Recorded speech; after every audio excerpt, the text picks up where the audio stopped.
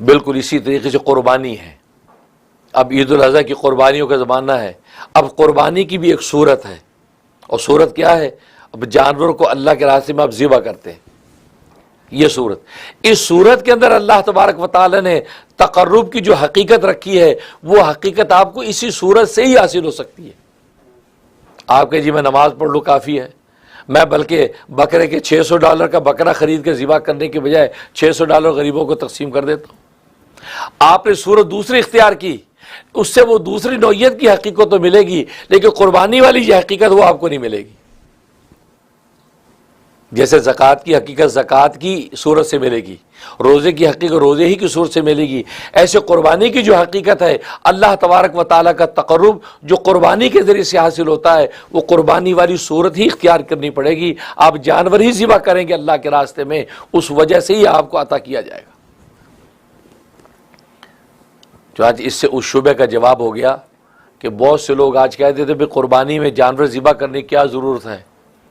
ایک تو یہ کہ جانور اگر ذبح کریں گے, لاکھوں جانور ذبح کریں گے, دنیا میں جانور ختم ہو جائیں گے. لاکھوں بکرے بھینس گائے ذبح ہو رہی ہیں تو دنیا میں جانور ختم ہو جائیں گے. اتنے لاکھوں کیوں ذبح کرتے ہو بھائی؟ ذبح نہ کرو, بلکہ جتنے پیسے ہیں اتنے پیسے غریبوں میں بانٹ دو. ان پیسوں سے لوگ کیا کریں گے؟ گوشت بھی خرید لیں گے, آٹا بھی خریدیں گے, اپنا جھونپڑا بھی درست کریں گے, کپڑا لتا بھی لے لیں گے. تو یہ تو بہت اچھی صورت ہے, لہذا صدقہ کر دو. تو معلوم ہے کہ صدقہ کرنے سے صدقے کی صورت جو آپ نے اختیار کی, صدقے والی تقرب الہی تو تمہیں ملے گا, لیکن قربانی کی جو حقیقت و فلسفہ تھا وہ آپ کو نہیں ملے گا. وہ آپ کو اسی صورت میں ملے گا جس صورت میں آپ وہی شکل اختیار کریں گے. آپ جانور ہی کو ذبح کریں گے اللہ تبارک و تعالیٰ کے نام پہ, اس پر جو حقیقت و تقرب ملنا ہے فرمایا وہ اسی وقت ملے گا جب تک آپ قربانی کریں گے. اگر آپ پیسے بانٹ دیں گے تو پیسے بانٹنے سے آپ کو وہ تقرب حاصل نہیں ہوگا. اس حدیث میں آتا ہے کہ عید الاضحیٰ کے جو 3 دن ہیں, 10 ذی الحجہ, 11 ذی الحجہ, 12 ذی الحجہ, 3 دنوں میں اللہ تبارک و تعالیٰ کے نزدیک سب سے محبوب ترین اگر کوئی عمل ہے تو احراق دم, یعنی جانور کا خون بہانا, یعنی ذبح کرنا. ذبح کرنا فرمایا کہ یہ خون بہانا, یہ قربانی کرنا, فرمایا یہ سب سے بڑا فلسفہ ہے. اس کا ثواب جتنا ملتا ہے کسی اور عمل کا نہیں. 3 دنوں میں سب سے بڑا محبوب ترین عمل احب الاعمال, صحیح بخاری کی حدیث ہے, فرمایا احب الاعمال, اعمال میں سب سے محبوب ترین عمل اللہ کے ہاں ان 3 دنوں میں قربانی کرنا ہے, جانور ذبح کرنا. اب ظاہر ہے کہ یہ صورت آپ اختیار کریں گے تو اس کی وہ حقیقت آپ کو ملے گی. اب اگر آپ کہیں کہ جی پیسے صدقہ کر دو, ٹھیک ہے کر دے, بہت اچھی بات ہے, اس صدقات سے ہی ہوگا. صدقے کی صورت اختیار کرنے سے صدقے والی حقیقت تو آپ کو مل جائے گی, لیکن قربانی کرنے کی جو حقیقت تھی وہ آپ کو نہیں ملے گی. اس کے لیے آپ کو وہ قربانی والی صورت ہی اختیار کرنی پڑے گی, جانور ہی ذبح کرنا پڑے گا. تو اس لیے شبہ کا جواب ہو گیا کہ بھائی غریبوں کو پیسہ بانٹنا ضروری نہیں. اور پھر دوسری بات یہ کہ یہ آپ نے کہاں سے سمجھ لیا کہ قربانی کا گوشت قربان کر کے غریبوں کو بانٹا جائے؟ یہ کہاں لکھا ہے؟ غریبوں کو بانٹنا کوئی واجب نہیں ہے, ضروری نہیں ہے. آپ قربانی کریں, سارا خود کھا لیں, ایک بوٹی بھی غریبوں کا نہ دیں, اس میں غریبوں کا حصہ ہے ہی نہیں. آپ کو شرعی مسئلہ تو پتہ ہے, مستحب ہے, مستحب اور بہتر ہے آپ اس کے 3 حصے کریں. ایک حصہ اپنے پاس رکھیں, ایک حصہ عزیز و اقارب کو دیں, ایک حصہ غریبوں میں بانٹیں. یہ مستحب کا معنی واجب نہیں ہے. یہ تو شریعت میں واجب نہیں ہے کہ آپ غریبوں کو گوشت بانٹیں.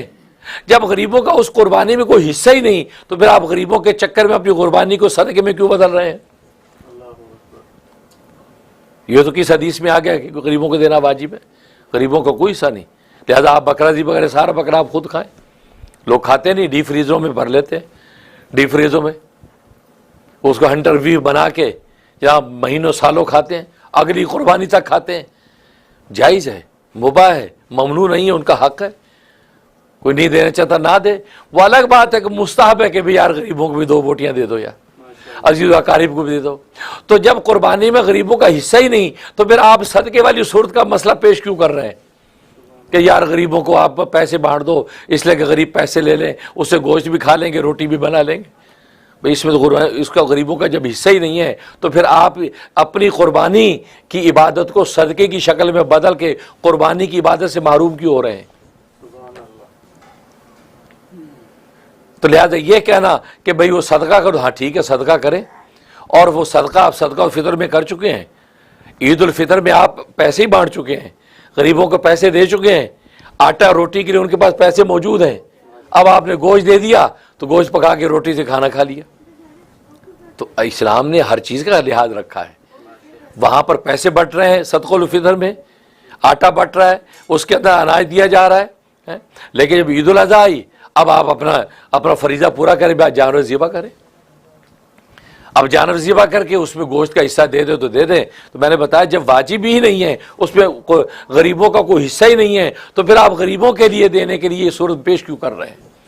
اس کا مطلب یہ آپ کی لا علمی ہے، نادانی ہے کہ آپ جو ہے، اور پھر یہ سارا کا سارا زور اسلام کے رکن ہی کو توڑنے پر کیوں؟ آپ یہ کہیں کہ ٹھیک ہے گوشت بھی دے غریبوں کو، اور یار اس کے علاوہ صدقہ بھی دے دیا کرے، پیسے بھی بانٹے۔ تو اسلامی کے رکن کو کم کر کے ایک رکن کو توڑ کے دوسرا صدقہ آپ کیوں کرواتے ہیں؟